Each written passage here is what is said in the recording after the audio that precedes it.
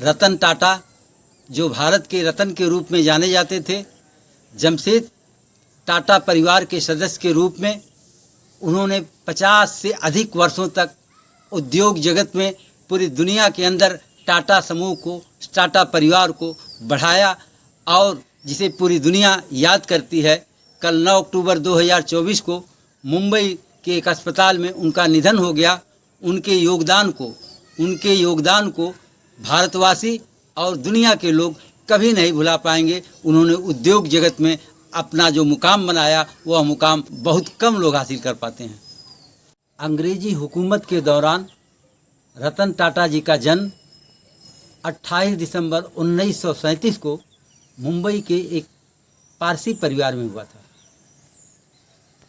रतन टाटा जी 1990 से लेकर वर्ष 2012 तक टाटा समूह, टाटा सन्स के अध्यक्ष के पद को एक लंबे समय तक सुशोभित किया और इस दौरान पूरे भारत से लेकर दुनिया के अंदर टाटा समूह का एक नया मुकाम हासिल किया।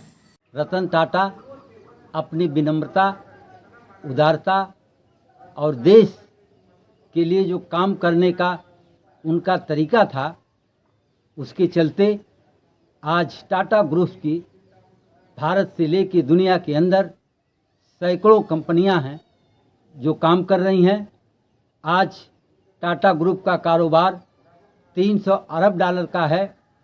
रतन टाटा जी अपने पीछे 3800 करोड़ रुपए की संपत्ति टाटा समूह को छोड़ गए हैं। रतन टाटा जी उद्योग जगत के क्षेत्र में इतना नाम कहाँ से कमाया। हम एक जमशेद जी टाटा के पुराने संस्मरण को याद कर रहे हैं। हमारे साथी मंच के डायरेक्टर श्री आर.एस. तिवारी जी, जिनकी एक पुस्तक है, उसका नाम कहीं से भी पढ़िए, जमशेद जी टाटा पर भी एक चैप्टर उन्होंने लिखा है। उन्होंने लिखा है कि जमशेद जी टाटा के एक दोस्त थे। उन्होंने मुंबई के वाटसन होटल में उनको मिलने के लिए बुलाया था। जब वे अपने दोस्त से मिलने गए तो वहाँ जाने पर पता चला कि यहाँ सिर्फ और सिर्फ अंग्रेजी मेहमान ही इस होटल में प्रवेश कर सकते हैं। हिंदुस्तानियों को उस होटल में प्रवेश नहीं था और उन्होंने ये तय किया, जमशेद जी टाटा ने उस समय तय किया कि अब हम भारत के अंदर एक ऐसा होटल बनाएंगे जिसे दुनिया जानेगी, और वह काम उन्होंने आगे किया। जमशेद जी टाटा जी ने 1898 में मुंबई के समंदर के किनारे एक ऐसा आलीशान होटल की बुनियाद रखी जिसका नाम ताजमहल, जिसे ताज होटल के नाम से जानते हैं। और वह ताज होटल के बनने के 15 साल बाद जो गेटवे ऑफ इंडिया के नाम से, जिसे देश और दुनिया के अंदर लोग जानते हैं, गेटवे ऑफ इंडिया का मतलब होता है अंग्रेज़ों का प्रवेश द्वार। भारत में अंग्रेज उसी गेट ऑफ इंडिया के रास्ते प्रवेश करते हैं और उसी प्रवेश द्वार के ठीक सामने होटल ताज है। और वह होटल ताज आज देश और दुनिया के अंदर एक अपनी अलग पहचान रखता है। अपने अपमान का बदला दुनिया और भारत का खूबसूरत होटल ताज बना करके ये दिखा दिया कि हम किसी से कम नहीं।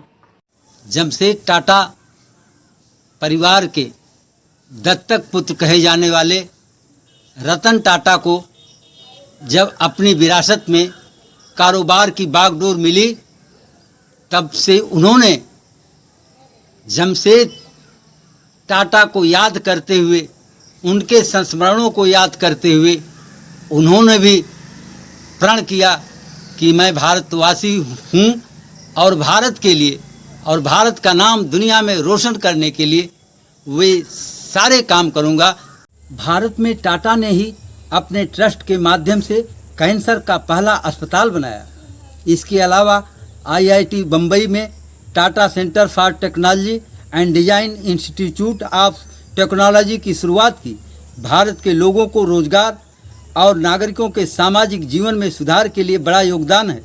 टाटा समूह में आज 8 लाख से ऊपर कर्मचारी काम करते हैं। रतन टाटा ने टाटा समूह को जिस ऊंचाई पर पहुंचाया जो बिरले ही ऐसा किसी सदी में कर पाते हैं। रतन टाटा ने आर्थिक रूप से कमज़ोर लोगों, महिलाओं की आजीविका और रोजगार का अवसर प्रदान किया। बूढ़े बुजुर्गों, अकुशल व्यक्तियों, विद्यार्थियों, नौजवानों के लिए कई कल्याणकारी योजनाएं चलाकर एक नया इतिहास कायम किया। भारतीय उद्योगपतियों में रतन टाटा का एक नाम है जो उद्योग के क्षेत्र में बेहतर प्रदर्शन के चलते भारत सरकार ने जो नागरिक सम्मान, दूसरा सबसे बड़ा नागरिक सम्मान है, पद्म विभूषण से 2008 में जिनको सम्मानित किया। और चूँकि वो जनता के लिए, लोगों के लिए, आम लोगों के लिए उनकी जो चिंता थी, वो रतन टाटा चाहते थे कि मैं लोगों के बीच में कुछ ऐसी चीज़ों को लेकर के आऊँ जिससे लोगों के बीच में आम आदमी का जीवन भी खुशहाल हो सके।